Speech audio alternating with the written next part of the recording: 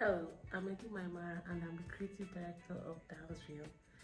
Dance is a dance team production company in Uyo, Akwa Ibom State in Nigeria. I'm also the chair of Amethyst Dance Foundation and the director of the Dance Agenda Festival. So every time I'm called to speak in different places, most of the time young people keep asking me, how do they get their parents to support dance? And I decided I'd do a video on different ways people who need parental consent can get their parents and guardians involved. Parents and guardians here is anybody that is responsible for you. So this video is mostly for younger, should I say, dance practitioners or people who are interested in dancing, students. It would also work for people who are involved in other forms of art, especially in Nigeria, where the reality of art is not exactly a big deal for the adults. So yes, so even though you may not be a dancer, it may not necessarily be dance you're trying to get your parents involved in, this video will help with how to get them on board, whatever kind of craft you're doing. So if you're joining me and you're stumbling on my channel for the first time, I recommend you please subscribe and also click the bell so that you can get notified when next I release more videos.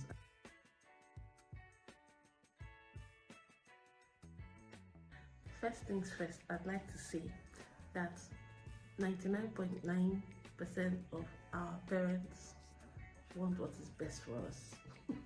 And I say this as a parent as well. So even though it comes off as they're sometimes as if they are an obstacle or they're getting in the way of what you want, they have your best interest at heart most of the time. Because I say this to acknowledge that sometimes there's those few that but most of our parents have our best interest at heart. And there are a lot of horror stories that go with the concept of dance. We hear a lot of strange things that happen, and there are some people, the bad eggs are somewhat more popular than the good ones, especially around in Africa. And when you put the average dancer beside the average banker, there's a perception, we are about looks around here. I think in most parts of the world. So most of the time, the issue is information. They don't know what it would do for you. They don't know how you would handle it. They are not sure of your prospects or what you will achieve or how far you could go with life, in life with dance as an endeavor. So the first thing is information. I know it's the first thing to do most times is to sneak around. That's what we do most of the time. But the first thing to do is inform them that this is what you want to do. Now, there's a 50-50 situation, whereas you get that outside, no, I'm already yes. But there's also a 50% chance that they would listen to hear how far. And you guys these days, the parents these days are a little more open-minded than our own parents here. We are the parents these days, yes. They're a little more open-minded. There's 50% chance that they will listen when you start talking. So you first of all have to arm yourself with information on what dance can do for you and how far you think it can go with their support. Because in 15 years of running my studio, I've realized that the most successful practitioner performers I have worked with are people who had support, because they could afford to pay studio rents, they could afford to get help with moving themselves to and fro rehearsals, because their family and the people were aware that that's where they were going. So it's easier when they are on board. It's easier when you have support. So it should be considered almost a priority to get them on board. So you have to arm yourself with information. The first thing you have to do is inform them. This is what you want to do. This is what it will take to do. And when they have questions, you could either take them to who could answer those questions on your behalf, or arm yourself with the answers for those questions. There's more of a challenge if your people do not take you seriously, because that's also another thing I've noticed. That it's easier for, should I say, serious-minded young people to get support than those who have a reputation of either always being rebellious or misbehaving, or not focus on projects and things they get to do.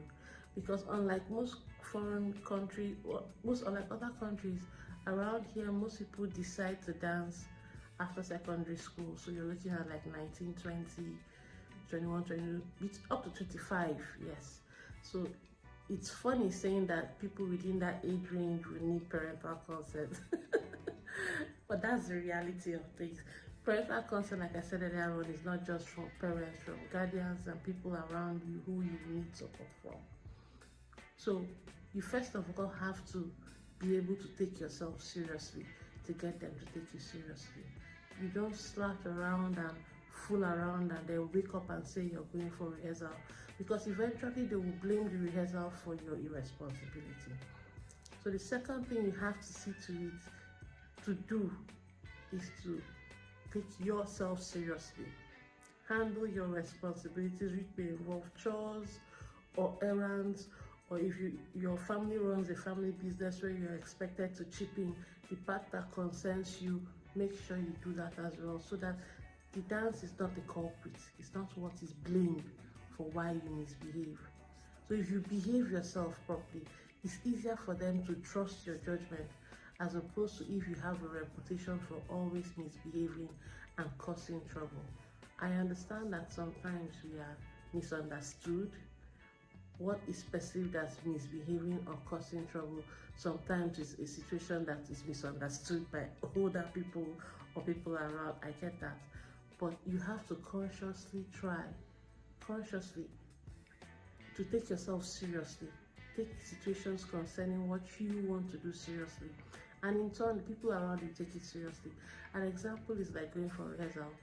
When people get the impression that the rehearsal itself is not important, you start having issues with why are you even going for performances and the things involved in the dance process, the cost of training. When you treat it and behave like it is not important, people around you will see it as not important. So you have to take not just the dance you have chosen to do seriously, but yourself seriously. Let there be an obvious schedule that people can recognize. Let there be a process that they recognize that you go through. So you're not waiting till you get to the studio to warm up. It's part of your routine at home. When you get up, you work out, and you know that yes, you're preparing for something. But I remember back in the spirit of the used to have this by people when I'm trying to get the dance steps at home before I get to rehearsal. But you just give everybody the impression, or you just put them in the mood to know that yes, you are up to something. There's something you're doing, and that is serious to you, it is important to you.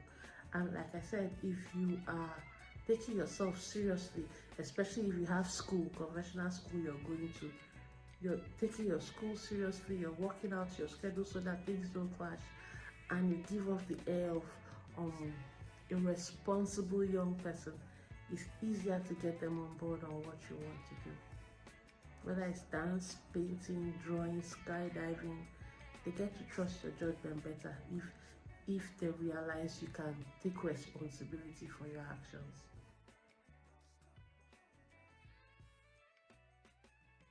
We hear things about abuse, we hear the concept of promiscuity. Yeah, there's a lot of talk about that within our industry and within the arts generally, and you know the average African parent, how they feel about those issues. Yeah, so you in turn have a responsibility to feed them success stories. You need to tell them what other people have done with dance, and it's also your responsibility to find the people who have done it. There are some people who use their dance training to push themselves forward in other fields. Yeah, so it's not these success stories you're looking for. First and foremost, are people who have danced at any point in their lives, not necessarily just successful dance practitioners. Yeah. So you need to source out success stories and share those success stories. Make sure you carry them along. You have to feed them with information that counters the bad stories that are already in circulation. And you know your people.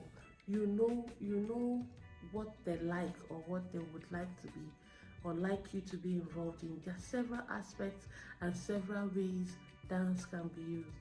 So if there is a need to present to them the aspect and the side of dance that you know will impress them, you start with that. But you first of all have to give them information that will help them sleep at night when you see you're traveling for a show. Information that will help them also have something to say to people in their own gatherings when they say, okay, yes, their children or their nieces, their nephews, or their ward is dancing.